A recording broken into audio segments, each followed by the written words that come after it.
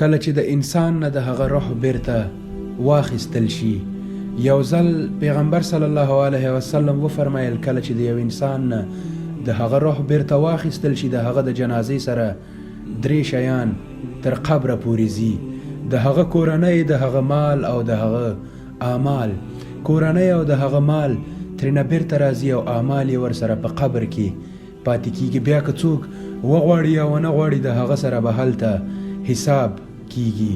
که څوک پاچا یا قمندان دی تر کومه به پاچا یا قمندان وي، او که څوک ښکلی او صحتمند دی تر کومه به ښایسته او صحتمند وي.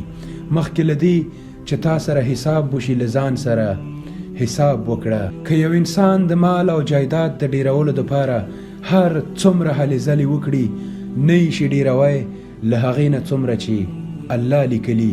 الله تعالی فرمایي آیا دغه خلکو نه دي لیدلي چې همغه الله ده چې چاته یې خوښه شي رزق یې پراخوي او چاته چې یې خوښه شي تنګوي. په یقیني ډول په دې کې د هغه خلکو دپاره ډېرې نښې دي کومو خلکو چې ایمان راوړی. الله تعالی غریب په غربت او مالدار په مالدارۍ باندې ازمایي. السلام علیکم.